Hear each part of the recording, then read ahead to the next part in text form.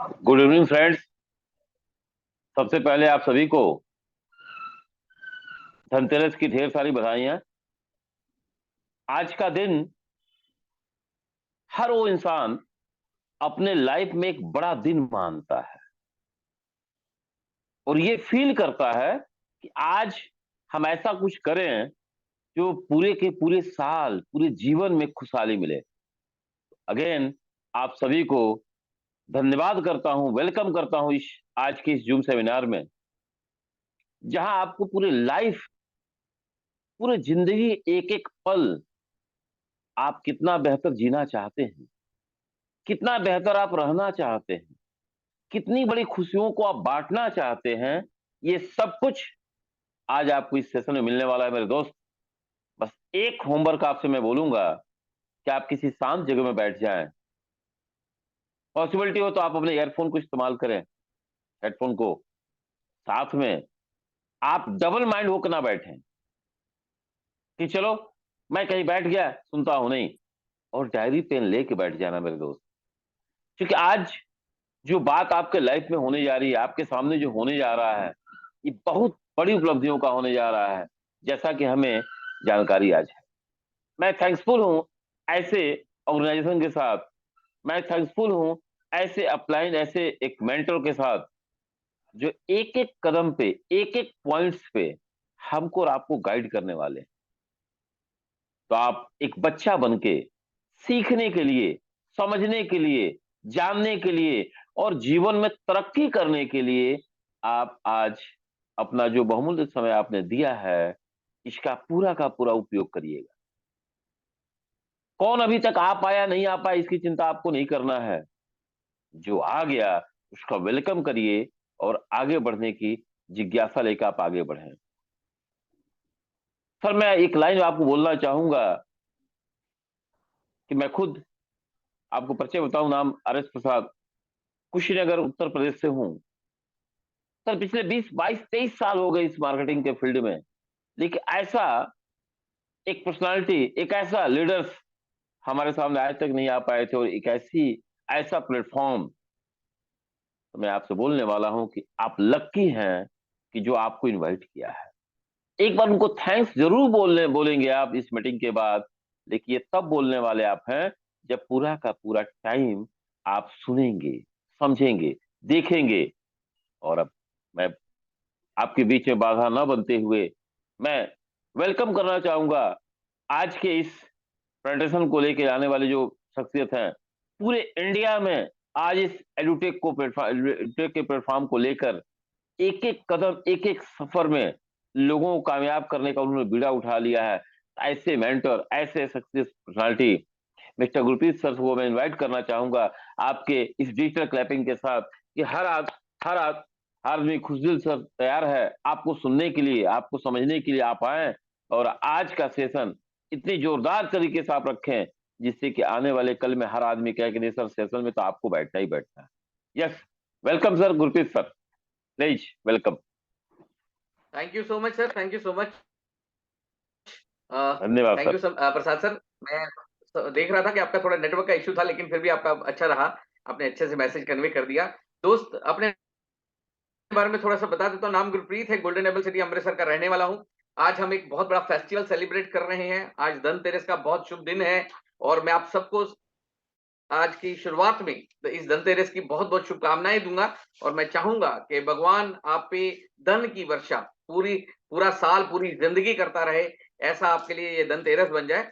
दोस्त, आज का सेशन भी बहुत इंपॉर्टेंट होने वाला है, जो शायद हमें एक ऐसी सोच, एक ऐसा विजन दे देगा कि शायद हम जिंदगी में क्या करना चाहते हैं और कहां तक जाना चाहते हैं, उसके एक रास्ते के बारे में पूरी जानकारी दे देगा। दोस्त, आज का जो सेशन मैं आपके साथ डिस्कस करने वाला हूं, देखिए, हम करियर के लिए सब बेस्ट अपॉर्चुनिटी चाहते हैं। हम सब चाहते हैं यार, आज मैं जिंदगी में धक्के खा रहा हूं, लेकिन मेरे बच्चों को धक्का नहीं खाना पड़े, उनके लिए कोई रास्ता बनाना है। आज हम सब चाहते हैं कि हम जिंदगी में उस एक बेस्ट अपॉर्चुनिटी को चुन लें जो हमारी जिंदगी बदल दे। तो दोस्त, एजुटेक हम सब ने चुना है, इसलिए शायद आज हम इस वेबिनार के अंदर हैं। लेकिन मैं आपको बताना चाहूंगा, क्या एजुटेक वाकई ही हमारे लिए एक बेस्ट अपॉर्चुनिटी है? क्या वाकई एजुटेक हमारे लिए बेस्ट करियर वे आउट है क्या, जो हमारी लाइफ, हमारे बच्चों की लाइफ, हमारे परिवार की लाइफ को बदल के रख देगा? जो हमारे परिवार की लाइफ को एक ऐसे मुकाम तक ले जाएगा जो हमने कभी सोचा भी नहीं होगा शायद। एक ऐसा मुकाम हम जिंदगी में हासिल कर पाएंगे कि जैसा हम चाहते हैं हमारी जनरेशन में मिले, हमारे बच्चों को मिले, हमारे परिवार को मिले। एक ऐसा फ्यूचर जो हम चाहते हैं कि हमारे बच्चे जिए, वो ऐसा फ्यूचर तक हमें ये प्लेटफॉर्म कैसे लेके जाता है। तो दोस्त, मैं आपके साथ करीब अगले 45 मिनट से लेके 1 घंटे तक हम साथ में रहेंगे और मैं आपके साथ एक वेबिनार, एक पीपीटी शेयर करने वाला हूं।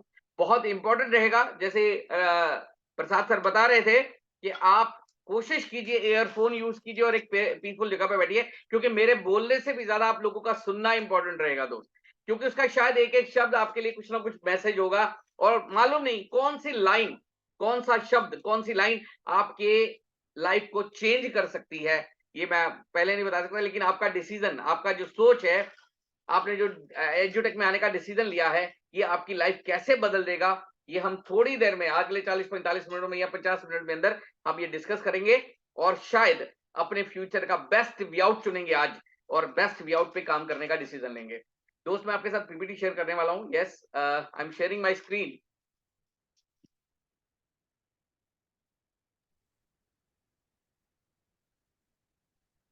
यस, क्या हो, जस्ट एक मिनट, लगता है कोई दिक्कत है, एक मिनट होल्ड। यस, आ गया।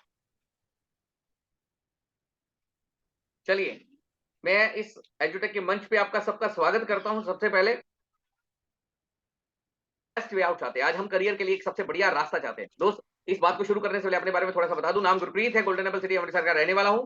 अब ये करियर के लिए बेस्ट वे आउट कैसे है, देखिए दोस्त, आज हम करियर के लिए अलग अलग रास्तों पे चलते हैं। हर आदमी के सोचने का नजरिया अलग अलग रहता है, हर आदमी अलग अलग रास्तों पे चलता है। हमारे लिए क्या क्या अपॉर्चुनिटीज है लाइफ में, मैं सारी अपॉर्चुनिटीज आपके साथ डिस्कस करूंगा और क्या वाकई एजुटेक उसमें बेस्ट है, उस पर भी विचार रखेंगे। तो दोस्त, आज हमारे पास क्या क्या अपॉर्चुनिटी है उसके बारे में बात करेंगे। आज हमारे पास सबसे पहले एक अपॉर्चुनिटी है job, just obey the boss. मतलब जॉब, आज 3 साल का बच्चा होता है, माँ बाप समझाना शुरू कर देते हैं, बेटा अच्छी पढ़ाई कर, अच्छी नौकरी मिल जाएगी। बच्चा स्कूल जाना शुरू करता है और माँ बाप समझाना शुरू करते हैं, स्कूल में भी और घर पे भी उसको एक ही चीज गाइड करी जाती है, अच्छी पढ़ाई कर, अच्छी नौकरी मिल जाएगी, अच्छी पढ़ाई कर, अच्छी नौकरी मिल जाएगी। और अगर अगर अच्छी नौकरी मिल गई तो अच्छी छोकरी भी मिल जाएगी। मतलब अच्छा पढ़ना है और बच्चा बचपन से एक ट्रेनिंग ले रहा है, अच्छा पढ़ना है, अच्छा नौकर बनना है, अच्छा पढ़ना है, अच्छा नौकर बनना है, अच्छा पढ़ना है, अच्छा नौकर बनना है। हमारे बीच में हो सकता है कुछ जॉब क्लास लोग भी बैठे हों, वो अपने आप को एक सवाल पूछें।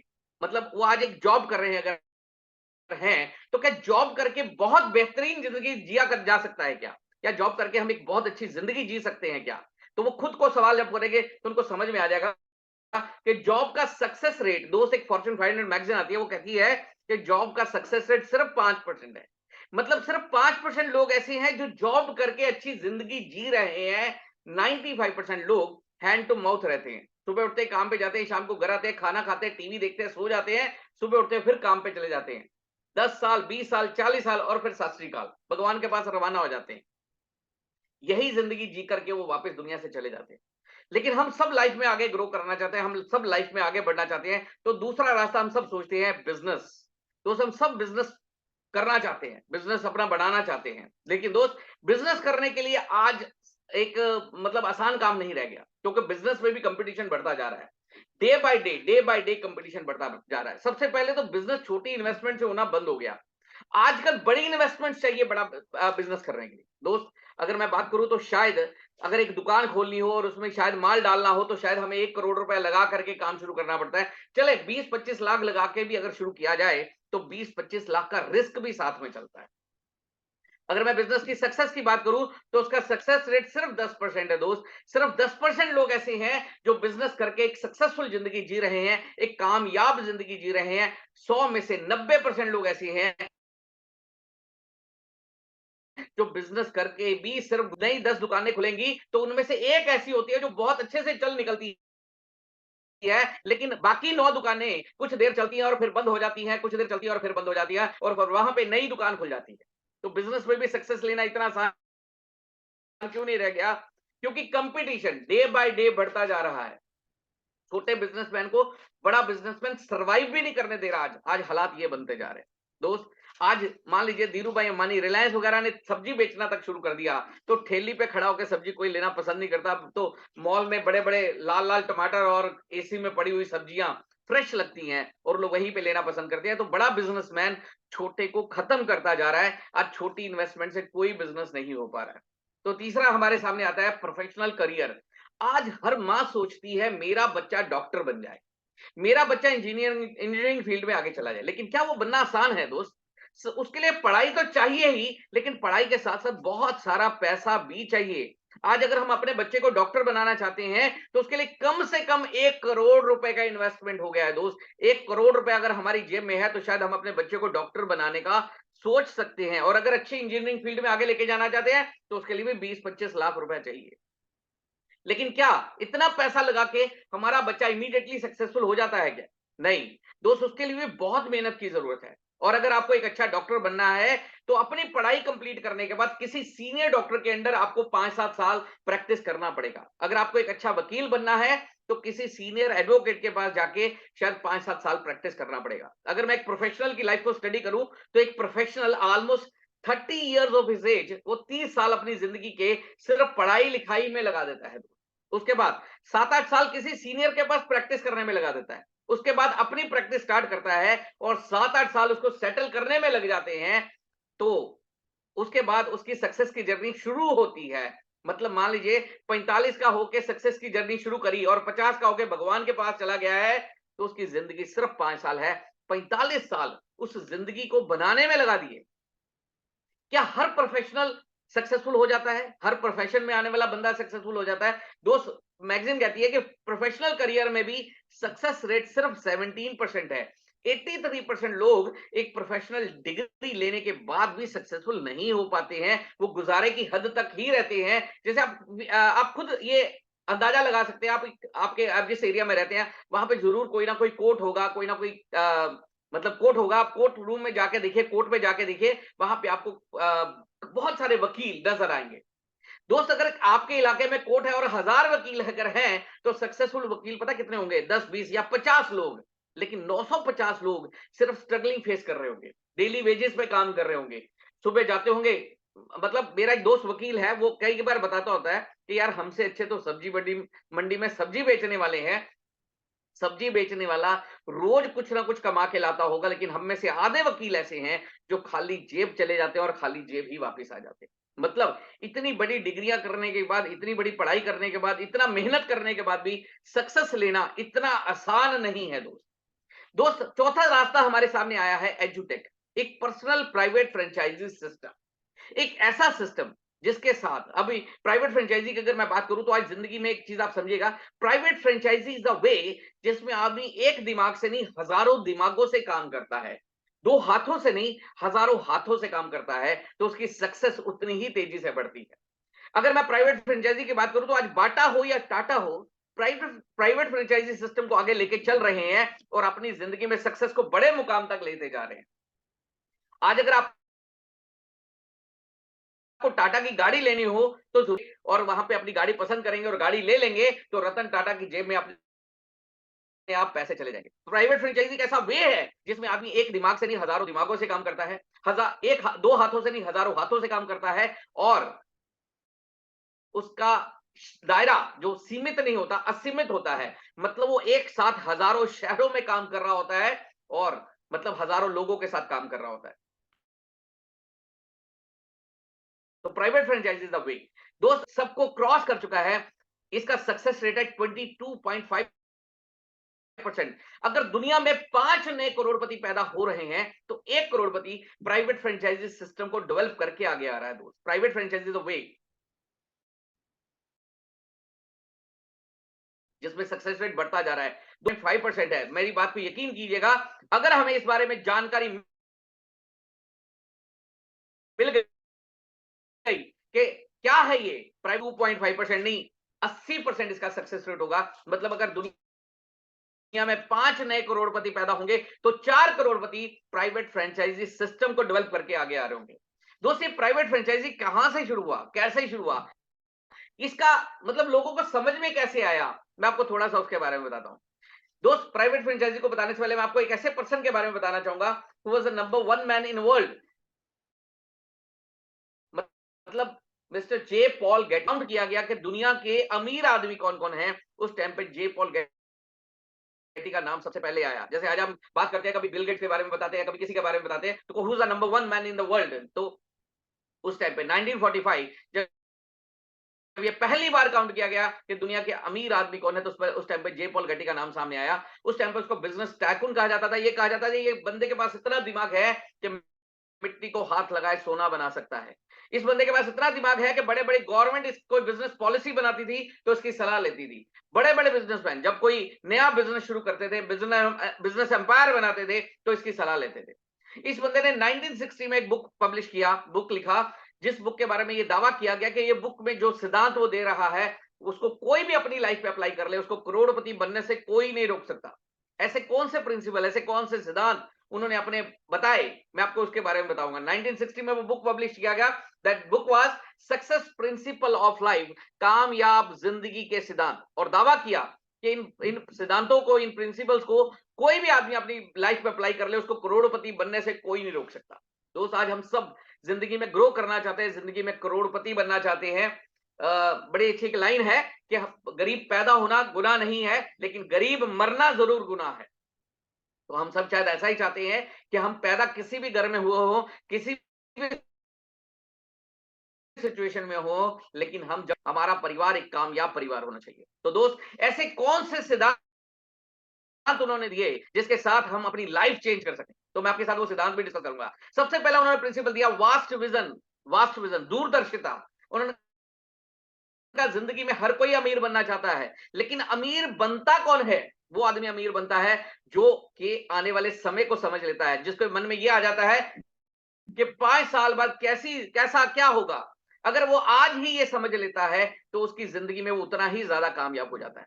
अगर मैं विजन की बात करूं दोस्त, जिसका विजन जितना बड़ा होगा, वो उतना ही कामयाब इंसान गिना जाता है। जैसे अगर मैं डेली वेजेस पे काम करने वाले हमारे दिहाड़ी मजदूर रहते हैं, जो रोड साइड पे काम कर रहे होते हैं, या कोई रिक्शा चला रहा है, तो उनकी सोच का दायरा 1 दिन का होता है। उनकी सोच ये होती है कि सुबह करना है, शाम को खाना है। तो मतलब उन्होंने 1 दिन के लिए ही वो सोच के चलते हैं कि आज जो कमाना है, मुझे क्या करना है। अगर मैं जॉब क्लास आदमी की बात करूं, तो उसकी सोच का दायरा 1 महीने तक होता है। मतलब इस बार सैलरी आएगी, मैं ये कर लूंगा, इस बार सैलरी आएगी, मैं ये कर लूंगा। दोस्त, अगर मैं किसी बिजनेसमैन की बात करूं कि कोई छोटा नॉर्मल बिजनेसमैन है, कोई दुकानदार है, तो उसकी सोच का दायरा 1 साल का होता है कि इस साल अपनी रिटर्न फाइल करूंगा, इस साल इतना व्हाइट मनी क्रिएट करूंगा, और मैं अपने लिए ये प्रॉपर्टी लूंगा, अपने लिए ये दुकान लूंगा, अपने लिए घर लूंगा। तो वो उसकी सोच का दायरा 1 साल तक सीमित होता है। लेकिन आप कभी सोचिए, ये धीरूभाई अंबानी के जो बच्चे हैं, मुकेश अंबानी है या रतन टाटा है, ये कितने साल पहले की प्लानिंग बनाते हैं दोस्त। इनकी सोच का दायरा हमेशा 5 से 10 साल तक का विजन होता है। ये कभी भी कम समय का नहीं सोचते, 5 से 10 साल बाद का आज ही सोच रहे हैं। दोस्त, मैं आपको आप बिलीव नहीं करेंगे, ये आज 5G हम सुन रहे हैं कि 5G लॉन्च हो रहा है, 5G लॉन्च हो रहा है। दोस्त, लेकिन ये 5G कब शुरू हुआ था? कब इन्होंने 5G में इन्वेस्टमेंट करना शुरू कर दिया था? जब शायद हम 2G यूज़ कर रहे थे। जब हम 2G यूज़ कर रहे थे, तो ये 5G के लिए करोड़ों रुपए, अरबों रुपए इन्वेस्ट कर रहे थे नई टेक्नोलॉजी के लिए। तो आप सोचिए, आज से 10 साल पहले अगर ये 5G पे इन्वेस्टमेंट कर रहे थे, तो मतलब इन्होंने आज के लिए 10 साल पहले ही सोच लिया था। वास्ट विजन, दूरदर्शिता। तो ये जिंदगी का सबसे बड़ा प्रिंसिपल है दोस्त। अगर हमें जिंदगी में ये समझ में आ जाए कि 5 साल बाद क्या होने वाला है, और आज आप उसके बारे में विचार कर रहे हैं, तो दोस्त आप अपनी जिंदगी में हमेशा वास्ट विजनरी रहिए, दूरदर्शी रहिए। आगे के बारे में जरूर सोचते रहिए कि आगे आने वाला दोस्त, जॉब करके अमीर नहीं हुआ जा सकता। दोस्त, हम सब कहते हैं जॉब, घर में बच्चे को भी यही समझाया जाता है, बेटा अच्छी पढ़ाई कर, अच्छी नौकरी मिल जाएगी, अच्छी पढ़ाई कर, अच्छी नौकरी मिल जाएगी। लेकिन नौकरी करके क्या बहुत अमीर हुआ जा सकता है? तो दोस्त, नौकरी करके सिर्फ गुजारा हो सकता है, नजारा नहीं हो सकता है। नौकरी करके हम अच्छा गुजारा कर सकते हैं, अच्छा खाना खा लेंगे, लेकिन अब सोचे कि बहुत रॉयल जिंदगी हमारी बन जाएगी, तो वो बहुत रेयर है, बहुत कम है। नौकरी करके अच्छा गुजारा हो सकता है, अच्छा नजारा नहीं हो सकता है। तो job is not the right way. या कभी आपने सुना है कि यार हमारे एरिया का जो सबसे अमीर आदमी है, वो कहीं नौकरी करता है, या कभी ऐसा सुना हो कि हमारे शहर का जो सबसे अमीर आदमी है वो कहीं नौकरी करता है, या कभी शायद ऐसा सुना हो कि हमारी स्टेट का जो सबसे अमीर आदमी है वो कहीं नौकरी करता है, या कभी शायद ऐसा सुना हो कि हमारे इस देश का जो सबसे अमीर आदमी है वो कहीं नौकरी करता है। तो दोस्त, वो जरूर कोई ना कोई बिजनेसमैन ही होगा। मतलब नौकरी करके गुजारा हो सकता है, नजारा नहीं हो सकता। तीसरा उन्होंने प्रिंसिपल दिया, बिजनेस ऑफ योर ओन। ऐसा कुछ कार्य कीजिए जिसमें आप अपनी मर्जी के, आप अपनी क्षमता के, आप अपने काम के खुद मालिक हो, आप पे कोई बॉस ना हो। तो उनसे पूछा गया क्या किया जाए ऐसा, तो उन्होंने कहा कि ऐसा कुछ काम कीजिए जिसपे आपके कोई बॉस ना हो। जैसे हमारी जिंदगी में दो तरह के बॉस होते हैं दोस्त, एक होता है टाइम बॉस। मान लीजिए आप कहीं जॉब करते हैं और दोस्त मैं आपके घर सुबह सुबह मेहमान बन के आ गया, और आप सुबह जॉब पे जाने वाले हो, ऑफिस में जाने वाले हो, और आप घर से निकलने लगे थे, सामने से मैं आ गया। अब आप मुझे देखते थोड़ी देर के लिए रुक गए, अब चाय पिलाई, बिस्किट खिलाए, मेरा वेलकम किया, मुझे आओ भगत किया। और दोस्त आप जैसे जैसे अब 10 बजे आपके जाने का समय था, लेकिन सवा 10 हो गए, साढ़े 10 हो गए, पौने 11 हो गए, आप घड़ी देख रहे हो कि यार ये जा नहीं रहे, जाए तो मैं जाऊं। अब जैसे ही मैं निकला आप भी निकले, अब आप ऑफिस पहुंचे, ऑफिस पहुंचते जैसे ही आपने डोर ओपन किया, सामने बॉस खड़ा है, और बॉस कुछ नहीं कहता, वो सिर्फ घड़ी देखता है और आपका चेहरा देखता है। घड़ी देखता है और आपका चेहरा देखता है, लेकिन आपको पता लग गया है कि क्या हुआ है आपके साथ। This is your time boss, जो आपके समय को चेक कर रहा है। दूसरा होता है हमारे पे मनी बॉस। मनी बॉस कैसे होता है, जैसे मान लीजिए मैं एक बिजनेसमैन हूं और मैंने दुकान खोलने का समय है 10 बजे, अब मैं घर से निकलने लगा था, आप सामने से मेहमान बन के आ गए, अब आपने मुझे बहुत वेलकम किया था, तो मैं भी आपको उतना ही वेलकम कर रहा हूं, मैं आपको प्यार दे रहा हूं, चाय पिला रहा हूं, बिस्किट खिला रहा हूं, और आपको बहुत वेलकम कर रहा हूं। और दोस्त अब मेरे भी देख रहा हूं घड़ी, सवा 10, साढ़े 10, पौने 11, 11, अरे यार ये जाए तो मैं जाऊं। आप गए, जैसे ही आप गए मैंने भी रिक्शा पकड़ा, ऑटो पकड़ा, जो भी मिला मैंने पकड़ा और फटाफट अपनी दुकान पे गया। अब मुझे कोई डांटने वाला नहीं है दोस्त, मुझे कोई पूछने वाला नहीं है, मुझे कोई ये कहने वाला नहीं है, तू कोई मेरे लिए घड़ी भी देखने वाला नहीं है। लेकिन दोस्त मुझे भी एक डर है, क्योंकि मेरे ऊपर भी एक बॉस है, मेरी दुकान में 50 लाख का माल पड़ा हुआ है। मुझे डर ये है कि अगर दुकान समय से नहीं खुलेगी तो मेरा माल पड़ा रह जाएगा और ग्राहक दूसरी दुकान से माल ले जाएगा। तो मुझे भी एक डर है। तो मतलब ये दो तरह के बॉस होते हैं। उन्होंने कहा कुछ ऐसा काम करो जिसमें आप पे कोई बॉस ना हो, कोई डर ना हो, क्योंकि डर अगर होगा तो उससे बेहतर तब होगा जब आप निडर होकर काम करोगे। शायद आपको कोई डांटने वाला ना हो, तो आप शायद ज्यादा खुले आसमान में ज्यादा उड़ान भरोगे और बहुत आगे बढ़ोगे। टेक्नोलॉजी, समय की जरूरत को समझिए और उसके मुताबिक अपना काम कीजिए। दोस्त जैसी समय की जरूरत हो वैसा काम होना चाहिए। जैसे फॉर एग्जांपल अगर मैं बात करूं, आज हम सबके पास घर घर में एलईडी टीवीज हैं। मतलब बहुत बड़े-बड़े टीवीज़ आ गए हैं, बहुत बड़े-बड़े टीवी आ गए हैं। आपके ख्याल से अगर मैं रेडियो बनाने शुरू कर दूँ, तो क्या मेरा काम चलेगा? नहीं चलेगा। दोस्त आज हम सबके पास स्मार्टफ़ोन होंगे, हमारे पास सबके पास फ़ोन है। आपके ख्याल से अगर मैं पेजर बनाने शुरू कर दूँ, क्योंकि ये सम फ़ोन आने से पहले पेजर आया था, शायद आपको याद होगा, ब्लैक कलर का हम अपनी बेल्ट के ऊपर लगाते थे, उसमें मैसेज लिखा हुआ आता था, उसमें मैसेज भेजने का भी पैसे लगते थे। पेजर आया। क्या आज मैं पेजर बनाने शुरू कर दूं तो मेरा इंडस्ट्री चलेगा क्या? दोस्त नहीं चलेगा। बिल्कुल फेल हो जाएगा, क्योंकि मेरा काम समय की जरूरत के हिसाब से नहीं है, और समय की जरूरत के हिसाब से नहीं है, इसलिए काम भी चलने वाला नहीं है। तो उन्होंने कहा वही काम कीजिए जो समय की जरूरत के हिसाब से हो, क्योंकि कम समय की जरूरत के हिसाब से होगा तो काम चलने वाला है। तो उनसे पूछा गया क्या किया जाए, तो उन्होंने कहा, अगला उन्होंने सिद्धांत दिया, diversify your source of income. अपने काम की कमाई के साधन को बढ़ाते जाइए। जितने ज्यादा आपके पास साधन होंगे, आप उतने ज्यादा अमीर हो सकते हैं। जैसे आप किसी भी की बात कर लीजिए, आप बाटा की बात कर लीजिए, टाटा की बात कर लीजिए, अब टाटा की बात कीजिए या रिलायंस की बात कर लीजिए, आप देखिए वो एक साथ 10 व्यापार कर रहे हैं। टेलीकम्युनिकेशन का भी काम है, पेट्रोल पंप का भी काम है, पेट्रोलियम इंडस्ट्रीज भी हैं, उसके साथ साथ धागा भी बना रहे हैं, कपड़े की इंडस्ट्री भी है, सब्जियां भी बेच रहे हैं, मॉल खोल रहे हैं, स्कूल खोल रहे हैं। तो अलग अलग तरह के काम कर रहे हैं कि एक नहीं चलेगा तो दूसरा चलेगा, दूसरा नहीं तो तीसरा, तीसरा नहीं तो चौथा, चौथा नहीं तो पांचवा, पांचवा नहीं तो छठा, छठा नहीं तो सातवां। तो एक साथ 10 व्यापार, मतलब एक नहीं तो दूसरा चलेगा। डिवर्सिफिकेशन कहते हैं, जितना आप अपने बिजनेस को डिवर्सिफाई कर लेंगे, आप उतने ज्यादा अमीर बन सकते हैं। तो अगला उन्होंने प्रिंसिपल दिया, that is help other to succeed then you succeed. दूसरों की मदद कीजिए, आपकी कामयाबी बढ़ जाएगी। यहां पे थोड़ा-सा मुझे लग रहा है यार ये इंडिया में कैसे कि आगे लेके जाने वाले लोग बहुत कम मिलते हैं, लेकिन टाँग खींचने वाले बहुत ज़्यादा मिलते हैं। चलिए मैं आपको एक जोक भी सुनाता हूँ, आप थोड़े सीरियस से हो गए हैं, तो चलिए जोक भी आपको सुना देता हूँ। एक बार क्या होता है आपको पता है जापान में केकड़े खाए जाते हैं, तो सभी देश जापान को केकड़े एक्सपोर्ट करते हैं। रशिया, इंडिया, अमेरिका, सभी देश, पाकिस्तान, सभी देश जापान को केकड़े एक्सपोर्ट करते हैं। जापान का रिप्रेजेंटेटिव जब वो केकड़ों के कंटेनर रिसीव करता है तो क्या देखता है कि यार सभी देशों से जो कंटेनर आया है वो सील्ड पैक है, लेकिन इंडिया से जो कंटेनर आया है वो खुला हुआ है। तो परेशान हो जाता है कि दोस्त ये तो कंटेनर खुला है, लेकिन कंटेनर खुला हुआ है ऊपर से। तो ऊपर से कंटेनर खुला हुआ है तो सर आप माल चेक कीजिए, माल पूरा है क्या? माल चेक करता है 1 2 3 4 हाँ, माल पूरा है। वापस फ़ोन करता है, भाई साहब आपका भेजा हुआ कंटेनर मिला, कंटेनर ऊपर से खुला था, लेकिन माल पूरा है, ये कैसे हो सकता है? तो इंडिया वाला जो बंदा कहता भाई अगर माल पूरा है तो फिर तू खुद भी शांति से सो, मुझे भी सोने दे। कहता नहीं, ये पहले बताइए कैसे हो सकता है कि माल कंटेनर ऊपर से खुला हुआ है लेकिन माल पूरा है। तो ये कंटेनर से भाग क्यों नहीं गए ये केकड़े? तो इंडिया वाला जो बात कर रहा है वो क्या जवाब देता है, कहता भाई साहब ये इंडियन केकड़े हैं। यहाँ पे एक निकलने की कोशिश कर रहा है, दूसरा उसकी टांग खींचता है, दूसरा निकलने की कोशिश, तीसरा टांग खींचता है, तीसरा निकलने की चौथा टांग खींचेगा, अदर लोग हमें टांग खींचने वाले मिलते हैं।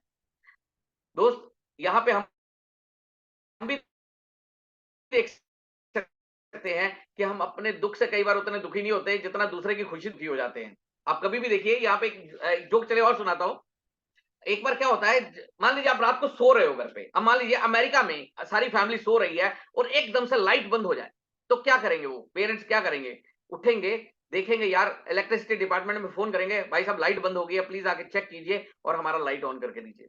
अगर जापान में यही हो जाए तो जापान वाले क्या करेंगे? जापान वाले शायद ऐसा करेंगे, वो चेक करेंगे कि हमारा कहीं फ्यूज तो नहीं चला गया है, या टेक्निकल लोग हैं तो टेक्निकली चेक करेंगे। और अपने इंडिया में अगर लाइट चली जाए, रात को हम सारा परिवार सो रहे हैं और एकदम से लाइट बंद हो जाए, पंखे-वंखे, एसी-वेसी सब बंद हो जाए, तो हम क्या करते हैं? हम कुछ ज़्यादा नहीं करते, हम उठते हैं, खिड़की खोल के देखते हैं, यार पड़ोसी की है या उनकी भी गई हुई है। अच्छा, पड़ोसी की भी गई हुई है, तो हम खिड़की बंद करते हैं और सोचते हैं चल यार सबकी गई है, हम फिर चद्दर डालते हैं और सो जाते हैं। और दोस्त कहीं पड़ोसी की जल रही है, तो हमें सारी रात नींद नहीं आएगी, क्योंकि हम ये सोचते हैं कि यार हमारी गई है तो इसकी क्यों जल रही है? तो मतलब हम अपने दुःख से उतने दुखी नहीं हैं, जितना शायद किसी और की खुशी को देख के दुखी होते हैं। ये हमारी थोड़ी-सी साइकोलॉजी ऐसी बनी हुई है। तो दोस्त यहाँ पे उन्होंने ये प्रिंसिपल दिया, help other to succeed then you succeed. दूसरों की मदद कीजिए, आपकी कामयाबी बढ़ जाएगी। तो ये थोड़ा-सा मुझे लगता है कि ये कैसे होगा? लेकिन मैं आपको ये एग्जांपल के साथ समझाऊँगा कि ये जब अप्लाई किया जाएगा, तो शायद हमारी सक्सेस उतनी बड़ी बन जाएगी। नेक्स्ट उन्होंने प्रिंसिपल दिया डुप्लीकेशन। कि अगर आप बहुत अमीर बनना चाहते हैं, बहुत ज़्यादा आगे बढ़ना चाहते हैं, तो उसमें डुप्लीकेशन का प्रिंसिपल अप्लाई कीजिए और लोगों को अपने जैसा बनाइए। क्योंकि जितने लोग आपके जैसे बनते जाएँगे, आप उतने ही कामयाब, उतने ही अमीर बनते जाएँगे। 2 से 7 प्रिंसिपल उन्होंने लिखे और इस पे ये दावा कर दिया कि कोई भी पर्सन अपने ये प्रिंसिपल अप्लाई कर ले, उसको करोड़पति बनने से कोई नहीं रोक सकता। जिस बंदे ने सबसे पहले अप्लाई किया, मैं आपको उसके बारे में बताता हूँ। Who was that man? That person was mister रे क्रॉक। नाम सुना है आपने? तो शायद कहीं भी किसी ने सुना भी हो तो मुझे पता नहीं है, लेकिन ये है कुछ रे क्रॉक। 1960 में एक कैंडी रिपेयर शॉप पे नौकरी करने वाला पर्सन। जिंदगी में बहुत धक्के खाए, मिलिट्री की नौकरी करी और भी बहुत सारे काम किए और बहुत धक्के खाने के बाद एक ही सोचता था कि मुझे जिंदगी में अमीर आदमी बनना है। मुझे एक ऐसा आदमी बनना है कि मैं गरीब पैदा जरूर हुआ लेकिन गरीब मरूंगा नहीं, मुझे अमीर आदमी बनना है। ऐसा सोचने वाला ये बंदा, इसने 1960 में इस बुक के बारे में सोचा, सुना कि यार कोई ऐसी किताब मार्केट में आई है जिस पे ये दावा किया गया है कि कोई भी पर्सन वो प्रिंसिपल अपनी लाइफ पे अप्लाई कर ले, उसको करोड़पति बनने से कोई नहीं रोक सकता। तो ऐसे कौन से प्रिंसिपल है, चले मैं कोई अप्लाई करे ना करे, लेकिन मुझे अमीर आदमी बनना है, मैं ये प्रिंसिपल जरूर अप्लाई करूंगा। उसने क्या किया दोस्त, इस बुक के बारे में पढ़ा और सुना और उसको ले लिया और इसको इसके प्रिंसिपल्स को पढ़ना शुरू किया, इसके सिद्धांत पढ़ना शुरू किया। पहले 2 प्रिंसिपल पढ़े, vast vision and job is not the right way. अपनी नौकरी के बारे में सोचा, यार आज मैं एक नौकरी कर रहा हूं, अगर 10 साल इसी नौकरी पे लगा रहूं तो क्या मैं अमीर बन सकता हूं? तो दिमाग ने जवाब दिया, यार पिछले 10 साल में भी नहीं बना, अगले 10 साल में भी नहीं बनेगा, यही हालात रहने वाले। तो क्या किया? घर जाके देखा कि मेरे घर में 6 महीने साल भर का राशन है क्या? अगर मैं नौकरी आज छोड़ दूं तो मेरे बच्चे गरीब भूख से मर तो नहीं जाएंगे। तो उसने देखा घर में ऐसा है, मेरे बच्चे भूख से मरने वाले नहीं है। क्या किया? जॉब से रिजाइन कर दिया कि अगर मैं अमीर नहीं बन सकता तो मुझे नौकरी करना नहीं है। दूसरे 2 प्रिंसिपल पढ़े, business of your own and trade with technology. समय की जरूरत को समझिए और उसके मुताबिक अपना काम कीजिए। इंग्लैंड का रहने वाला था। 1960 में क्या हालात थे, वहां पे हस्बैंड वाइफ दोनों जॉब पे जाते थे और उन लोगों के पास सबसे बड़ी प्रॉब्लम होती थी, उनके पास खाना बनाने का समय नहीं होता था। तो पीपल प्रेफर्ड रेडीमेड फूड्स, लोग प्रेफर करते थे बना बनाया खाना कहीं अगर उनको मिल जाए तो वो प्रेफर करते थे, क्योंकि उनके पास खाना बनाने का समय नहीं होता था। हस्बैंड वाइफ दोनों जॉब पे जाते थे। तो उसने सोचा क्यों ना मैं कुछ ऐसा काम करूं कि लोगों को कुछ खाने के लिए दे दिया जाए, कुछ खाने की चीज बनाऊं मैं जिसके साथ लोग मतलब रोड साइड पे भी खड़े होकर खा सके, ट्रेन में जाते हुए खा सके, बस में बैठ के खा सके या पार्क में बैठ के खा सके। मैं कुछ ऐसा ऐसा फास्ट बना के दूं। तो उसने क्या किया दोस्त, एक रेस्टोरेंट खुला और ए नाम का एक रेस्टोरेंट खोला और क्या किया, बर्गर बना करके बेचना शुरू कर दिया। दोस्त धीरे अब बर्गर बनाकर बेचना शुरू किया और उसका एक ही मिशन था, फास्ट फास्ट डिलीवरी। मतलब एक ही सोच के साथ वो काम कर रहा था कि किसी को वेट ज्यादा ना करना पड़े, मुझे कुछ ऐसा मैकेनिज्म बनाना है कि लोगों को फास्ट से फास्ट में डिलीवरी दे सकूं। रेस्टोरेंट बहुत अच्छे से चलना शुरू हो गया, बहुत तेजी से ग्रो करना शुरू हो गया, उस एरिया में उसका अच्छा खासा नाम बनना शुरू हो गया। अब उसकी सेल का दायरा, मतलब आप एक लिमिट पे आप कह सकते हैं कि पहुंच गया। अब उसका रोज मान लीजिए 10,000 का सेल हो रहा है, लेकिन वो मेहनत कर रहा है, लेकिन सेल 10 से कभी 11 होता है तो कभी 9,000 भी हो जाता है। तो ऑन एन एवरेज उसका 10,000 सेल रोज का मान लीजिए आना शुरू हो गया। अब वो दोस्त उसने क्या किया, अगला प्रिंसिपल स्टडी किया, that is diversify your source of income. अपने कमाई के साधन को बढ़ाओ।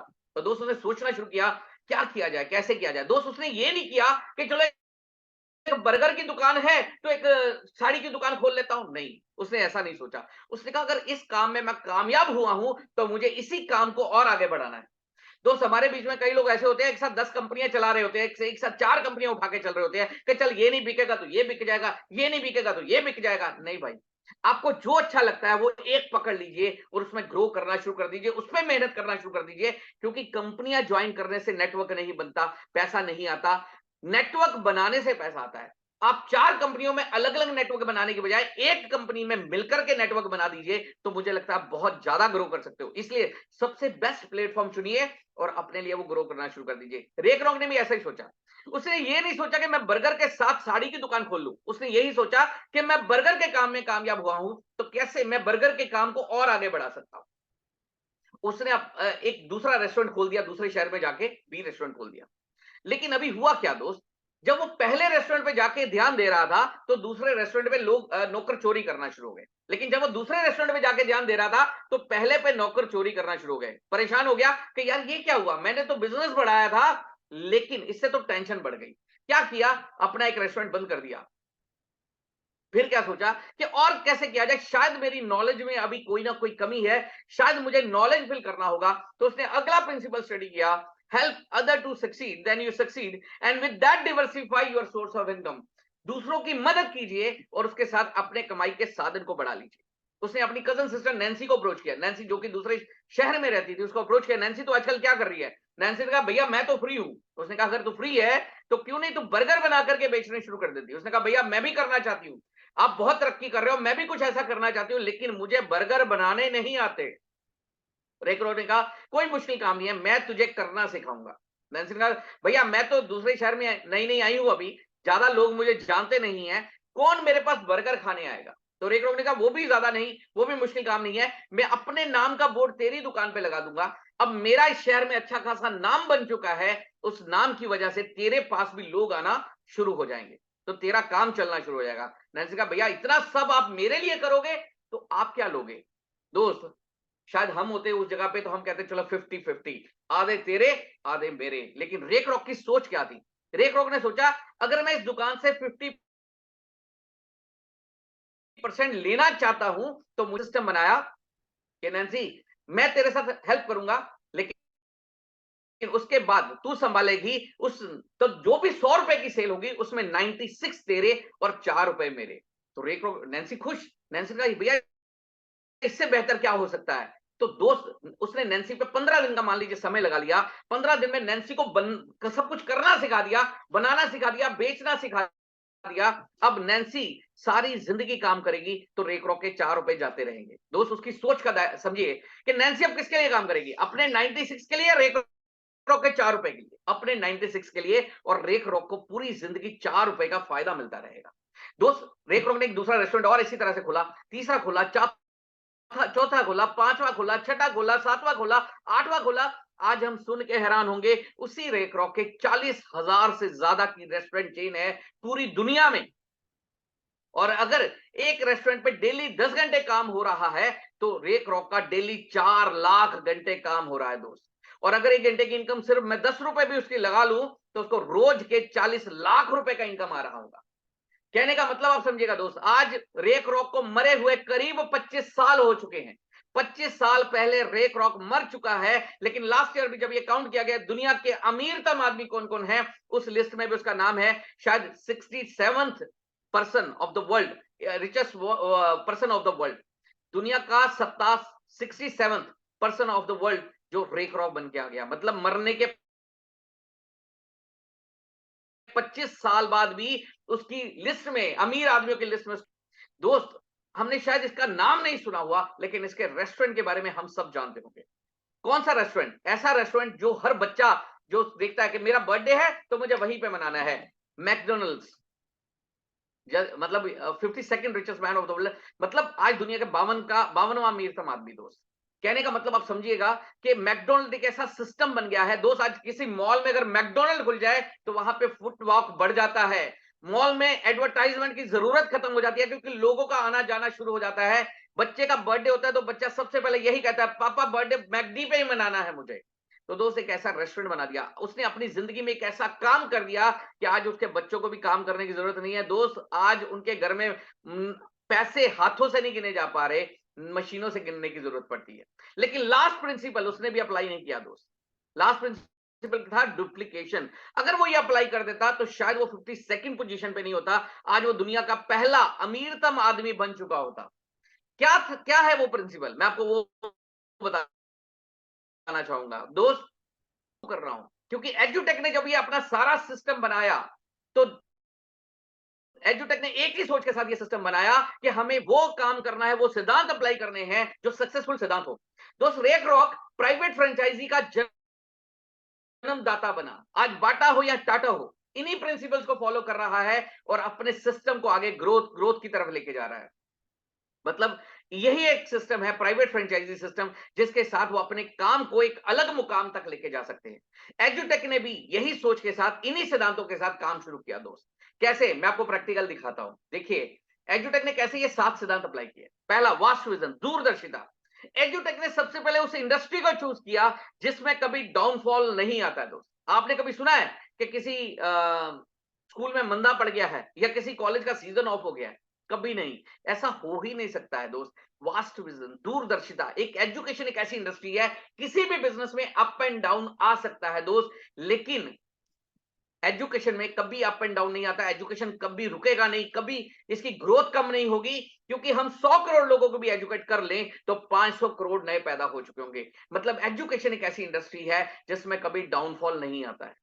Job is not the right way. यहां पे हम किसी की नौकरी नहीं कर रहे हैं दोस्त, हम सब अपना बिजनेस कर रहे हैं। मुझे आज कंपनी के जो एमडी हैं, सीएमडी हैं, उन्होंने, नीलेश खेड़ेकर सर, उन्होंने ये नहीं बोला कि तुम जाके लोगों को वेबिनार के ऊपर ट्रेनिंग दो। मैं यहां पे क्यों ट्रेनिंग दे रहा हूं? अपने लिए, खुद के लिए, क्योंकि ये मेरा खुद का बिजनेस है। आप ट्रेनिंग ले रहे हो, आप क्यों ट्रेनिंग ले रहे हो? आप नीलेश सर के लिए ट्रेनिंग नहीं ले रहे हो दोस्त, आप किसके लिए ट्रेनिंग ले रहे हो? आप भी खुद के लिए ट्रेनिंग ले रहे हो, क्योंकि ये आपका भी खुद का बिजनेस है। हम यहां पर किसी की नौकरी नहीं कर रहे हैं दोस्त, ये हमारा खुद का बिजनेस है। कैसे? यहां पे तीसरा सिद्धांत है बिजनेस ऑफ योर ओन, खुद का बिजनेस करिए। तो दोस्त यहां पे एजुटेक में जब 100 रुपए का बिजनेस होता है, 70% पैसा हम सब लोगों में बांट दिया जाता है। तो हम कितने परसेंट के पार्टनर हुए? 70% में। नीलेश सर कितने परसेंट के? 30% के, जिसमें बुक कॉस्ट भी है, सबके है। लेकिन हम कितने परसेंट के पार्टनर हैं? 70%। तो दोस्त अगर 70% के पार्टनर हम हैं, तो बिजनेस किसका है? नीलेश सर का है या हमारा है? या यस, ये हमारा बिजनेस है। This is our own business. ये हमारा खुद का व्यापार है। कैसे? Trade with technology. समय की जरूरत को समझिए और व्यापार कीजिए। जैसे मैं बात करता हूं कई बार कि यार एसटीडी पीसीओ छोटा सा बिजनेस था, लेकिन आज से 30 साल पहले जिस बंदे ने एसटीडी पीसीओ खोला, उस टाइम पे उसने करोड़ों रुपए बनाए। मोबाइल का काम शुरू हुआ आज से 20 साल पहले। जिस बंदे ने 20 साल पहले मोबाइल का काम किया, उसने मोबाइल में करोड़ों रुपए बनाए। एजुकेशन, एजुकेशन में क्यूआर कोड। दोस्त, आज से अगर मैं बात करूं 100 साल पहले भी अगर मैं बात करूं, तो हमारे बच्चे कैसे मतलब कैसे पढ़ा जा रहा है? हमारे फादर फोर फादर कैसे पढ़ रहे थे? वही चौक और वही बोर्ड। दोस्त, जब हम पढ़ने गए, हम भी वही चौक वही बोर्ड। आज हमारे बच्चे पढ़ने जा रहे हैं, वही चौक वही बोर्ड। आज एजुकेशन में टेक्नोलॉजी एंटर कर रही है दोस्त। आज हम क्लाउड कैंपस पे काम कर रहे हैं। क्लाउड कैंपस आने वाला फ्यूचर है दोस्त। और क्यूआर कोड उसमें सबसे एडवांस टेक्नोलॉजी है। 24/7 बच्चे के पास टीचर होगा। बच्चा टाइम बाउंड नहीं रहेगा, बच्चा प्लेस बाउंड नहीं रहेगा। बच्चा कहीं पे भी बैठा है पूरी दुनिया में अपनी क्लास अटेंड कर सकता है। बच्चा कहीं पे भी बैठा है, कभी भी, रात हो या दिन हो, जब चाहे अपनी एजुकेशन कंटिन्यू कर सकता है। एक ऐसा सिस्टम, एक ऐसा मैकेनिज्म उन्होंने बनाया ट्रेड विद के कॉस्ट इफेक्टिव वे से। दोस्त, आज अगर मैं बात करूं, तो आज एजुकेशन एक आम आदमी की अप्रोच से बाहर जा रहा है। आज एक आम आदमी अपने एक बच्चे को अच्छा एजुकेशन प्रोवाइड नहीं कर पा रहा है, क्वालिटी एजुकेशन प्रोवाइड नहीं कर पा रहा है। तो उस समय पे एजुटेक का आना, ये एक ऐसा सिंबल होगा, ये ऐसा साधन है कि जिसमें हर गांव में बैठा बच्चा भी वही एजुकेशन ले सकता है जो पूना में बैठा, कोटा में बैठा या बॉम्बे में बैठा बच्चा ले सकता है। तो मतलब एक ऐसा सिस्टम जिसके साथ एक यूनिफॉर्म एजुकेशन सिस्टम बन जाएगा। और ऐसा सिस्टम आप समझिए कितना बड़ा फ्यूचर हमारे लिए बना देगा। बच्चे के पास 24 घंटे टीचर का होना क्यूआर कोड के साथ, ये बहुत बड़ा एक एडवांटेज होगा। और ये ट्रेड विद टेक्नोलॉजी है। मतलब समय की जरूरत भी खत्म होने वाला नहीं है। मतलब एक ऐसा व्यापार। Diversify your source of income. अपने कमाई के साधन को बढ़ाइए। यहां पे कंपनी क्या कहती है? आपने यहां पे एडमिशन लिया है, अपने ही सर्कल में से 2 लोगों को एडमिशन करवा दीजिए। अब आपने 2 लोगों को एडमिशन करवा दिया, तो आपकी कितने दुकानें हो गई दोस्त? अब आपकी 3 दुकानें हो गई, ए बी सी। अगर बी पे बिजनेस होगा तो भी आपको फायदा होगा, सी पे बिजनेस होगा तो भी आपको फायदा होगा। डिवर्सिफिकेशन, हमारी दुकानों की गिनती बढ़ती जाएगी।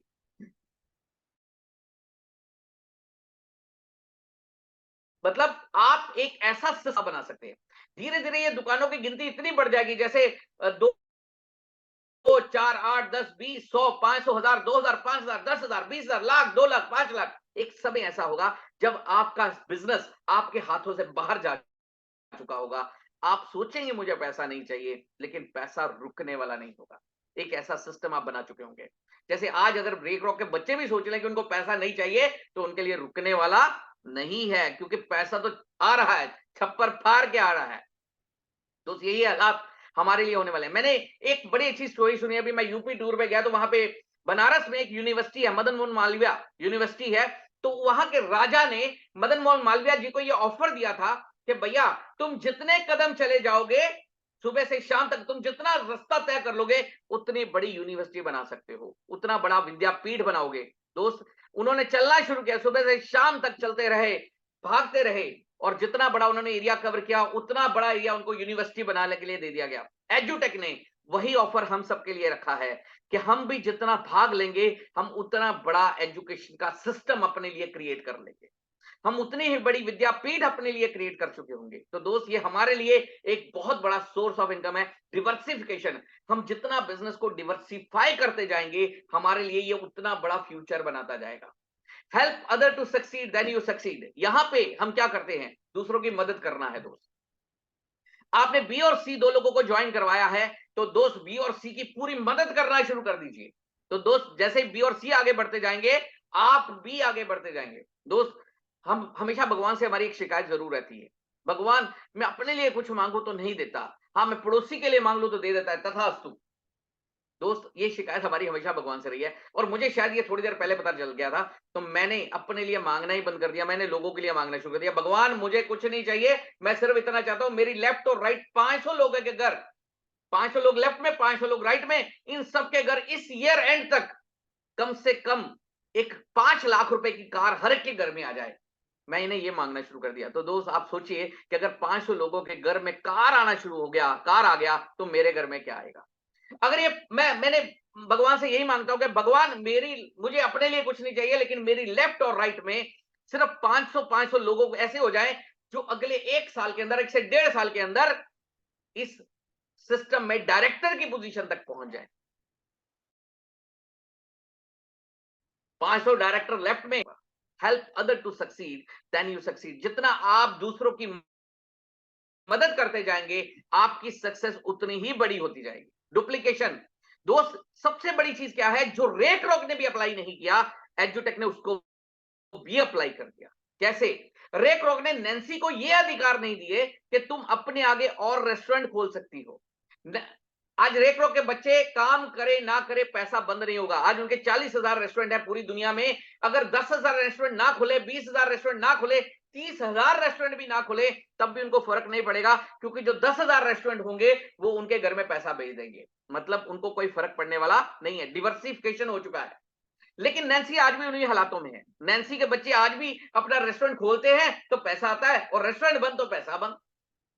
उन्होंने इन लोगों को यह अधिकार नहीं दिए कि आप भी अपने आगे और रेस्टोरेंट खोल सकते हो। हाँ, अगर वो दे देता, अगर इनको यह कह देता कि तुम भी अपने आगे और रेस्टोरेंट खोल सकते हो, लेकिन उसमें एक शर्त होगा, वहां पे जो 4% आएगा उसमें से 2 तुम्हारा, 2 मेरा।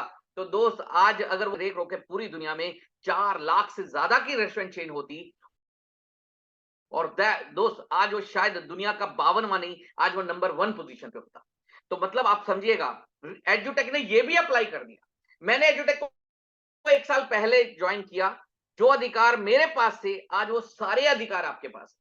जैसे मैं अपने दोस्तों को, रिश्तेदारों को इस सिस्टम के बारे में बता रहा था, आज आप सब अपने दोस्तों को, रिश्तेदारों को इस सिस्टम के बारे में बता सकते हैं।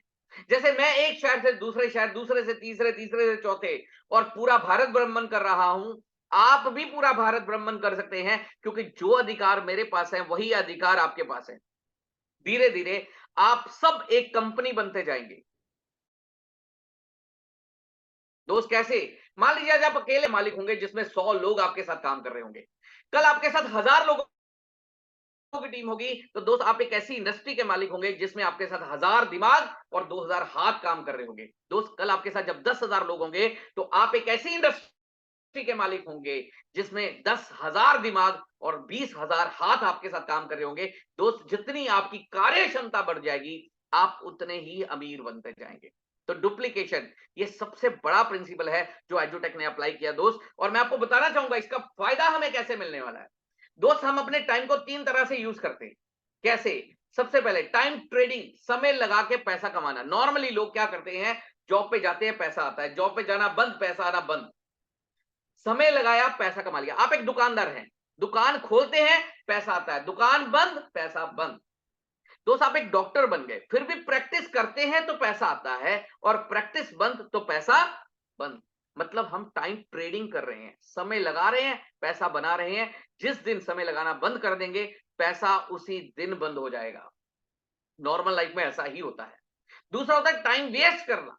टाइम वेस्ट कैसे होता है? भारत पाकिस्तान का मैच चल रहा है भाई, सुबह से लेके शाम तक हम मैच देखते रहे, शाम को रिजल्ट आ गया, भारत जीत गया या पाकिस्तान जीत गया। आपके ख्याल से हमारी जिंदगी में क्या असर हुआ? हमारी जिंदगी में क्या अच्छा हो गया? क्या गवर्नमेंट ने रोड पक्का कर दिया कि भाई साहब इस साल हम वर्ल्ड कप लाए हैं, रोड पक्का कर दिया जाए? या ये कर दिया हो कि भाई इस साल हम, इस महीने हम वर्ल्ड कप लाए हैं, इस महीने का बिजली का बिल सबको माफ कर दिया जाए? क्या ऐसा हुआ? नहीं हुआ।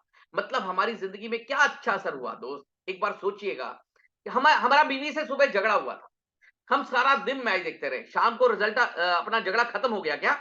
नहीं, बढ़ गया होगा। बीवी ने भी कहा होगा सारा दिन इसको कोई काम नहीं है, टीवी के सामने बिठा लो और सारा दिन मैच दिखा लो, बस और कुछ काम नहीं है। तो बीवी से झगड़ा बढ़ गया होगा, कम नहीं हुआ होगा। मतलब हमने अपना समय वेस्ट कर दिया। तीसरा होता है टाइम इन्वेस्ट। जैसे रे क्रोक ने किया, नैन्सी को बर्गर बनाने सिखा दिए, अब नैन्सी के बच्चे भी बर्गर बना रहे हैं, और रे क्रोक के बच्चों को फायदा जा रहा है, उसके बच्चों को पैसा जा रहा है। What I am doing, I am same on process, मैं भी उसी प्रोसेस पे हूं। टाइम इन्वेस्ट, आज आप सब मेरी बात सुन रहे हैं, आज मैं अपना समय इन्वेस्ट कर रहा हूं किस चीज में? सिखाने में। आप भी अपना समय इन्वेस्ट कर रहे हैं किस चीज में? सीखने में। ये बिजनेस ही सीखने और सिखाने का है, और हम अपना समय जो इन्वेस्ट कर रहे हैं इसका फायदा हमें सारी जिंदगी मिलता रहेगा। कैसे? मैं आपको प्रैक्टिकल एक चार्ट के साथ दिखाता हूं। जैसे मान लीजिए हम एक तरफ जॉब और बिजनेस ले लेते हैं, टाइम ट्रेडिंग प्रोसेस, समय लगाना पैसे कमाना, समय लगाना बंद पैसा बंद, दोनों में यही होता है। अच्छा, दूसरी तरफ हम एजुटेक ले लेते हैं, टाइम इन्वेस्टमेंट प्रोसेस, समय लगाया आज लगाया है, लेकिन हमें सारी जिंदगी पैसा कैसे आएगा, सारी जिंदगी फायदा कैसे आएगा, वो प्रैक्टिकल देखते हैं। चले हम एक 2 साल का एक चार्ट बना लेते हैं कि 2 साल दोनों काम करके देखते हैं, देखते हैं ग्रोथ कैसे होता है। मान लीजिए आज आपने इंजीनियरिंग डिग्री लिया है और आप एक जॉब करने चले गए हैं और आपको 30,000 रुपए की जॉब मिल गई। लेकिन दूसरी तरफ आपने एजुटेक के बारे में सुना, एजुटेक के बारे में देखा, और आपने सोचा चलो एजुकेशन तो परिवार को लेना ही है, चले हम इसमें एजुकेशन ले लेते हैं। तो आपने एजुकेशन के लिए एजुटेक ले लिया, फैमिली के एजुकेशन के लिए, या चलो खुद इंग्लिश सीखने के लिए, खुद कंप्यूटर चलाना सीखना है, इसके लिए आपने एजुटेक ले लिया। अच्छा, इसमें बताया गया कि अगर आप किसी को बताते हो तो फायदा भी मिलेगा। आपने अपने पड़ोसी को बता दिया, पड़ोसी आपके साथ आ गया, कंपनी ने उस प्रमोशन पे आपको 1 रुपया एज ए इंसेंटिव दे दिया। घबराइएगा मत, कंपनी का मिनिमम इंसेंटिव वही है जो 750 रुपया है। मैंने एक एग्जांपल लिया है कि आपने एक पड़ोसी को बताया, आपको 1 रुपया मिल गया। दोस्त, एक तरफ आप 30,000 कमा रहे हो, एक तरफ आपको 1 रुपया मिला, अच्छा क्या लगेगा? दोस्त, 30,000, बिल्कुल सही। क्योंकि अगले महीने 1 तारीख आते ही फिर 30,000 मिल जाएगा। जॉब है तो सैलरी मिल जाएगी, बिजनेस है तो हमारा क्लाइंट एरिया है, बिजनेस है, ग्राहक है, फिर 30,000 महीने भर में कमा लेंगे। कभी 25 होगा, कभी 35 भी होगा, तो एक एवरेज पकड़ लिया, उसका भी 30,000। तीसरा महीना फिर आया, फिर 30,000, चौथे महीने फिर 30,000, पूरे साल में देखा 3,60,000 हमारे घर पे आ चुका हुआ है। अब एजुटेक में क्या हुआ? हमने अपने पड़ोसी को बताया, हमें 1 रुपया मिला। अगले महीने कितने लोग कोशिश करेंगे? 2, आप और आपका पड़ोसी। कितने दिमाग? 2 दिमाग। कितने हाथ? 4 हाथ। 2 दिमाग 4 हाथ। अब काम बढ़ेगा, दिमाग बढ़ रहे हैं या हाथ बढ़ रहे हैं, एफर्ट बढ़ेंगे, काम बढ़ेगा तो कमाई भी बढ़ेगी। दोस्त, अगले महीने हमारी कमाई हो सकता है 2 रुपए बन जाएगी। दोस्त, अगले महीने क्या हुआ? अगले महीने उसी तरह काम बढ़ा, इनकम 4 रुपए हो गया। अगले महीने काम बढ़ा, 8 रुपए हो गया। अगले महीने 16 रुपए, 32 रुपए, 64 रुपए, 128, 256, 512, 1024, 2048, टोटल करके देखा 4-5 हजार रुपया साल भर में हमारे घर पे आ गया। दोस्त, एक तरफ आप 3,60,000 कमा चुके हैं और एक तरफ आपको 4-5 हजार आ रहा है। आपको क्या अच्छा लग रहा है? ऑब्वियस है, जॉब या बिजनेस। बिल्कुल सही। अब जॉब है तो सैलरी बढ़ जाएगी अपनी अगले साल, बिजनेस है तो हमारे ग्राहक बढ़ जाएंगे, तो अपनी इनकम अगले महीने हो गई 40,000। दोस्त, अगले महीने फिर कितना आएगा? 40,000, फिर 40,000, फिर 40,000, फिर 40,000, पूरे साल में देखा 4,80,000 हमारे घर पे आ चुका है। अब एजुटेक में क्या हुआ? एजुटेक में 12वें महीने में हमने देखा हमें 2,000 आया था, अगले महीने कितना आ गया? 4,000, अगले महीने 8,000, 16,000, 32,000, 64,000, 1,00,000, 2,50,000, 2,56,000, 5,00,000, 10,00,000, 20,00,000, 40,00,000, 80,00,000, टोटल करके देखा 1.5 करोड़ क्रॉस हो गया। अब क्या अच्छा लग रहा है दोस्त? जॉब या एजुटेक? एजुटेक। आपके चेहरे की स्माइल बता रही है कि अब एजुटेक अच्छा लग रहा है। दोस्त, क्यों ऐसा क्यों हुआ उसको समझिएगा। ये 2 साल का चार्ट मैंने क्यों बनाया, मैं आपको एक लॉजिक समझाना चाहता हूं इसके पीछे, बिहाइंड दिस। दोस्त, हम जॉब में बहुत मेहनत कर रहे हैं, बिजनेस में बहुत मेहनत कर रहे हैं, लेकिन एक दिमाग और 2 हाथों से मेहनत कर रहे हैं। जितनी हमारे अंदर कार्य क्षमता है, हम उतना पैसा बना रहे हैं। लेकिन एजुटेक में हमने जब 2 साल लगाए तो उसमें क्या हुआ? 1 साल हमें पैसा कम जरूर आया, लेकिन लोग हमारे साथ जुड़ते रहे, लोग दिमाग बढ़ते जा रहे हैं, हाथ बढ़ते जा रहे हैं, तो ऑटोमेटिकली हमारी हमारी कमाई बढ़ती जा रही है। हम पहले अकेले थे, लेकिन पहले महीने में क्या हुआ? हमने पड़ोसी को बता दिया, तो रे क्रॉक और नैन्सी, मतलब 2 दिमाग 4 हाथ हो गए। धीरे धीरे हमारे साथ लोगों की गिनती बढ़नी शुरू हुई, दिमागों की गिनती बढ़नी शुरू हुई, तो धीरे धीरे जैसे जैसे ये बढ़ते जा रहे हैं, हमारा बिजनेस, हमारा काम भी बढ़ता जा रहा है और हम आगे तरक्की की तरफ बढ़ते जा रहे हैं। इसी तरह से ग्रोथ होती जा रही है। दोस्त, इसमें सिंपल सा एक लॉजिक है, सीखना है और सिखाना है। आपको 1 साल पैसा कम जरूर क्यों आया?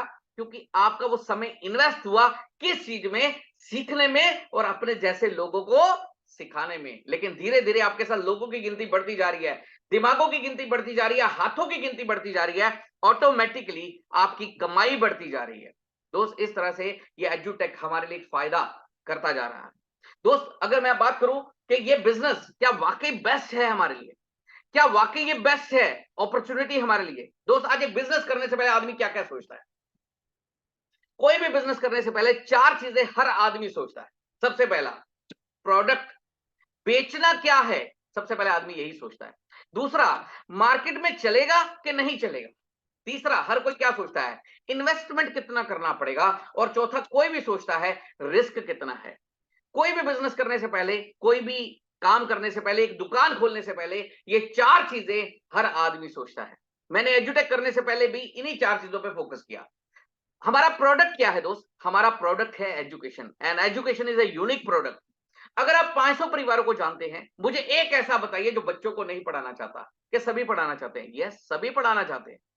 एजुकेशन का बिजनेस दुनिया का सबसे बढ़िया बिजनेस है दोस्त। एजुकेशन लेने वाला करोड़पति बने या ना बने, लेकिन एजुकेशन बेचने वाला जरूर बनता है। अगर मैं महाराष्ट्र की बात करूं तो आप डीवाई पाटिल की बात कर लीजिए, संजय घोड़ावत की बात कर लीजिए, सिम्बोसिस की बात कर लीजिए, सेगाड़ की बात कर लीजिए, या आप जिस भी एरिया में हैं, आप वहां के आज मंत्रियों की बात कर लीजिए, कोई एमपी है, कोई एमएलए है, वो क्या कर रहे हैं? वो अपने स्कूल और कॉलेजेस खोल रहे हैं। कारण, ये बिजनेस कभी रुकने वाला नहीं है।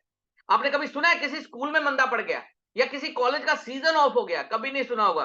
क्योंकि दोस्त, हम बहुत लकी हैं, इंडिया में रहते हैं, और इंडिया इज अ कंट्री जहां पे हर 2 सेकंड में एक बच्चा पैदा हो जाता है, और आज जो पैदा होगा वो एजुकेशन में आएगा। और एजुकेशन का बिजनेस कभी रुकने वाला नहीं है। मार्केट की बात करता हूं, 100 करोड़ से ज्यादा पॉपुलेशन है। आज इंडिया की पॉपुलेशन 150 करोड़ को टच कर रही है, और हमें आगे बढ़ने के लिए कितने चाहिए? 2 लोग।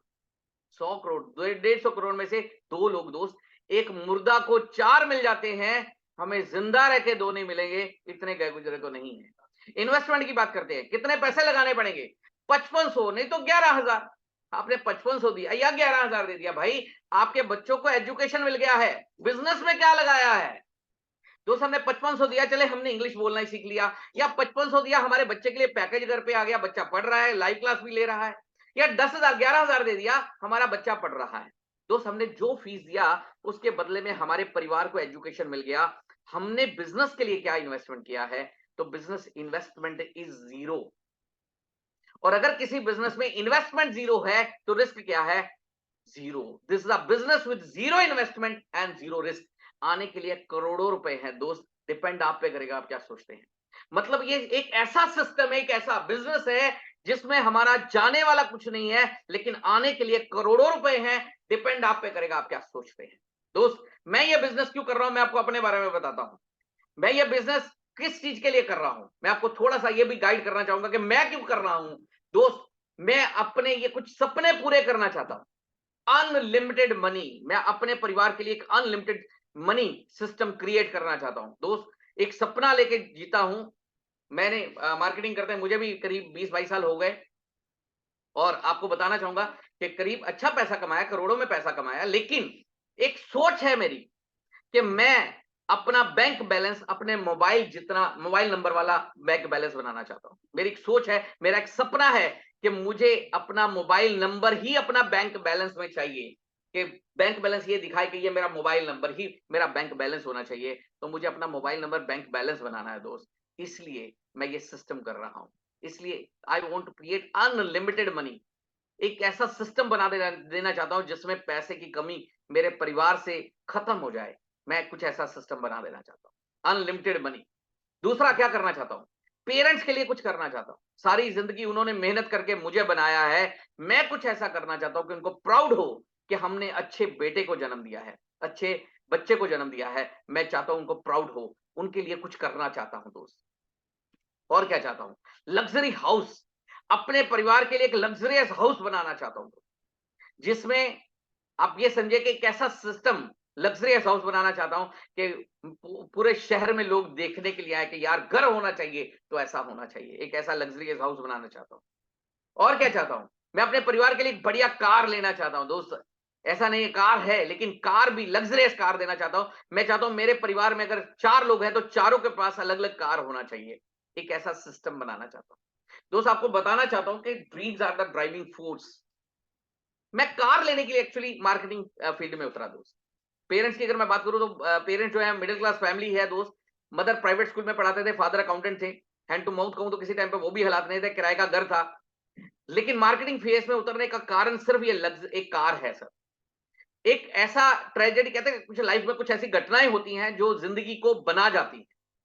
कुछ ऐसी हमारे जिंदगी में कुछ ऐसे हादसे भी होते हैं जो हमारी जिंदगी बनाने के लिए होते हैं दोस्त। मेरी जिंदगी में भी कुछ ऐसा हादसा हुआ। मैं आपको बताना चाहूंगा, ऐसे 20 साल पहले, 22 साल पहले जब मेरी नई नई शादी हुई, तब मेरे पास एलएमएल वेस्पा स्कूटर होता था। और स्कूटर मतलब मैं स्कूटर बढ़िया 20-25 किक मार के स्टार्ट हो ही जाता था, अच्छी कंडीशन में था। सिर्फ हॉर्न नहीं बजता था, बाकी सब बजता था उसका।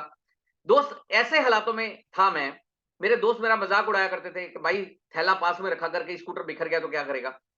दोस्त एक फैमिली फंक्शन में जाने का हुआ, बुआ जी के लड़के की शादी थी और बुआ जी बहुत अमीर थे, पैसे वाले थे, तो उन्होंने फार्म हाउस, हमारे यहाँ पे अमृतसर में फार्म हाउस है, महाराजा फार्म्स, अगर आप गूगल भी करेंगे तो आपको मिल जाएगा। वहां पे उन्होंने शादी का फंक्शन था अपने बेटे के लिए, रात का फंक्शन था। मैं और मेरी वाइफ स्कूटर पे बैठ के गए, मेरा ब्रदर, मेरी मदर एंड फादर। पैंडल वाला रिक्शा आप लोगों ने देखा होगा, उस पे बैठ के वहां फंक्शन हॉल तक गए। रात को 9 बजे का टाइम था। जैसे ही हम वहां पे पहुंचे, बारिश शुरू हो गया और बहुत तेज बारिश। मतलब रात को 9 बजे जैसे ही बारिश शुरू हुआ तो करीब करीब रात को 1 बजे तक लगातार एक ही स्पीड पे बारिश होता रहा। बारिश थोड़ा सा स्लो हुआ तो सभी लोगों ने घर की तरफ निकलना शुरू कर दिया। घर की तरफ निकलना शुरू कर दिया। तो हम भी अपना फंक्शन में बाहर आए।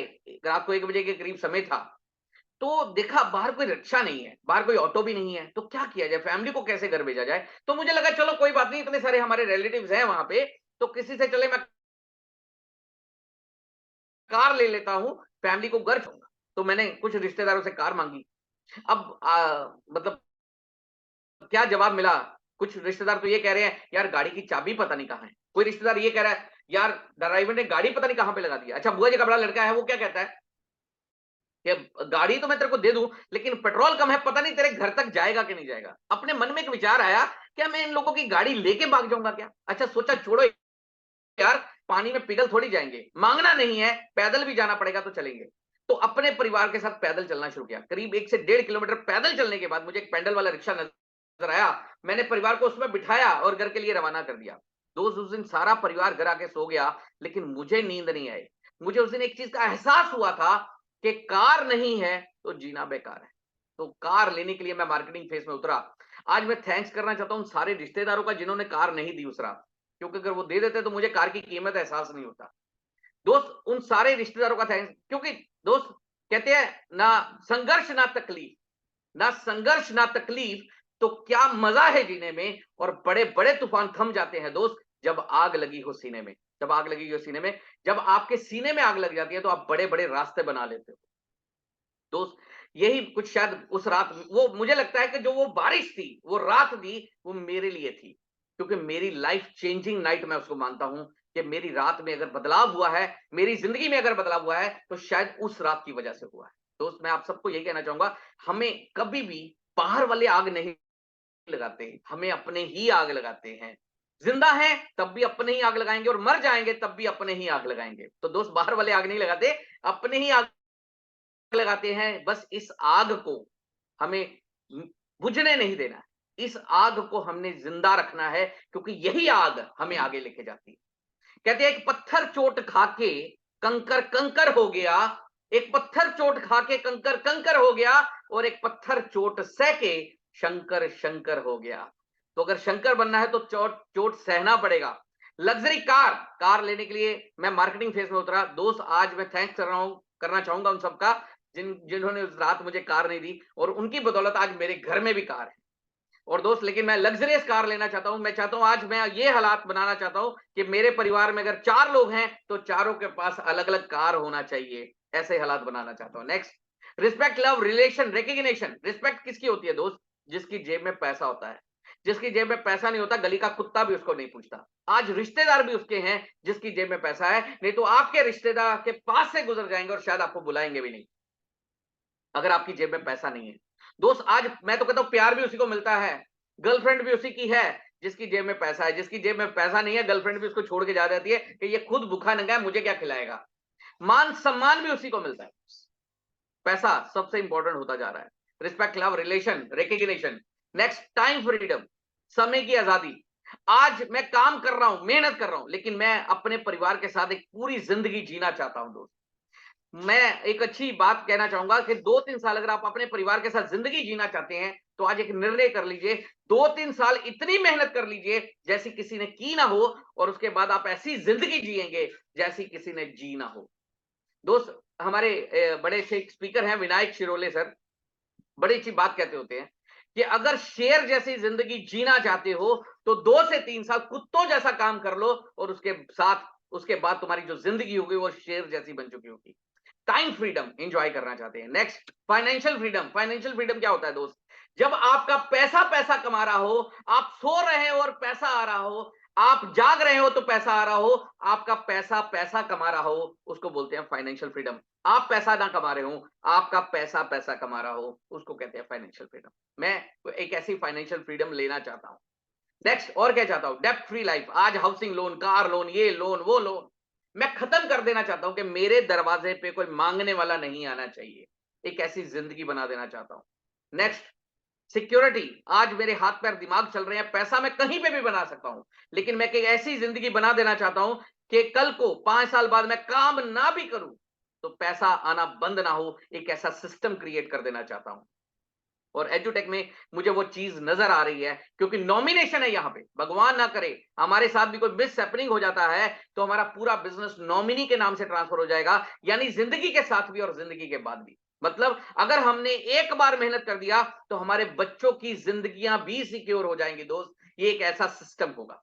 नेक्स्ट, और क्या चाहता हूं? Foreign tour with family. अपने परिवार को पूरी दुनिया दिखाना चाहता हूं दोस्त। मैं अपने बच्चों को एक कुएं का मेंढक बना के नहीं रखना चाहता। मैं अपने बच्चों को एक ऐसी जिंदगी देना चाहता हूं कि पूरी दुनिया वो देखे, पूरी दुनिया में जाएं। एक ऐसी जिंदगी अपने परिवार को, अपने बच्चों को देना चाहता हूं। ये कुछ चीजें हैं जो मैंने आपके सामने लिखी हैं। मैं ये आपसे भी पूछना चाहूंगा, इनमें से कोई चीज ऐसी है क्या जो आप नहीं चाहते कि सब चाहते हैं? अपने दिल से पूछिएगा।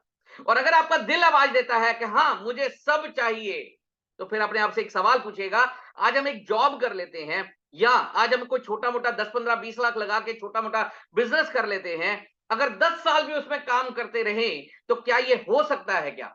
अगर आपके दिल से आवाज आती है हाँ हो सकता है, तो आपको कुछ और करने की जरूरत नहीं है, वही करते रहिए। लेकिन अगर आपके दिल से आवाज आती है नहीं हो सकता है, तो फिर दूसरा सवाल अपने आप को पूछिएगा, एजुटेक आने वाला फ्यूचर है, आप करो या ना करो, मैं करूं या ना करूं, ये रुकने वाला नहीं है। एजुटेक जिसमें अपना कुछ जाने वाला नहीं है। अगर इस सिस्टम में हम 3 से 4 साल या 5 साल मिलके जोर लगा दे, तो इसमें क्या ये सब हासिल हो सकता है क्या? अगर आपके दिल से आवाज आती है हाँ हो सकता है, तो फिर कुछ और सोचने की जरूरत नहीं है दोस्त, करने की जरूरत है। एजुटेक करने की जरूरत है और घर घर तक लेके जाने की जरूरत है। मैं आप सबको इसी बात के साथ कहना चाहूंगा कि एजुटेक जो सिस्टम आया है दोस्त, आप सबको बता देना चाहूंगा कि मेरी ये लाइन याद रखिएगा कि इतिहास तो बन के रहेगा, आप करेंगे तो आपके साथ बनेगा, नहीं तो किसी और के साथ बनेगा, और इतिहास तो बन के रहेगा। यहीं पे मैं अपनी बात को आज विराम देना चाहूंगा। हमारे बहुत बड़ा सिस्टम है हमारे लिए, और अगर हमने वाकई 2 से 3 साल अपने परिवार के साथ मिलकर जोर लगा दिया, तो मुझे लगता है दुनिया की कोई ताकत हमें आगे बढ़ने से नहीं रोक सकेगी, हमारे परिवार को सिक्योर होने से नहीं रोक सकेगी। दोस्त, एक ऐसा टाइम इन्वेस्टमेंट प्रोसेस कि अगर हमने एक बार समय लगा दिया सारी जिंदगी उसका फायदा आएगा। यहां पे मैं अपनी बात को यहीं पे विराम देना चाहूंगा और आप सबको लास्ट मेरी सोच बताना चाहूंगा कि एजुटेक मेरी सोच में क्या है। एजुटेक एक मंच है मिलने और मिलाने का। एजुटेक एक मंच है मिलने और मिलाने का। एजुटेक एक जज्बा है कुछ कर दिखाने का। एजुटेक एक रास्ता है अपनी मंजिल तक जाने का। एजुटेक एक एक यंत्र है जमीन से आसमां तक जाने का, और एजुटेक एक मंत्र है उस स्वर्ग को धरती पे लाने का, उस स्वर्ग को धरती पे लाने का। Thank you all of you, thank you so much. Now मैं यहीं पे अपनी बात को विराम देना चाहूंगा। राम सुमुख सर अगर हैं तो up to you sir. Ram Sumukh sir, yes. Very very thanks sir. आपने जो आज आज जो आपने बातें अभी बताई, वाकई में जो लोग भी जिंदगी से सीरियस होंगे, अपने फैमिली को लेकर सीरियस होंगे, 101% उनकी आंखें खुल गई होंगी कि हमें क्या करना चाहिए। और हमें लगता है एडुटेक एक ऐसा प्लेटफॉर्म उनको मिल चुका है कि बिना सोचे समझे, बिना कुछ देर किए, एकदम पूरे लगन से, मन से एडुटेक के साथ लग जाना चाहिए और आपके साथ और पूरे कंपनी के साथ एक बड़ा एम्पायर खड़ा करने की जरूरत है, क्योंकि वो सब कुछ हासिल हो सकता है जो आज आपने सामने बताया है।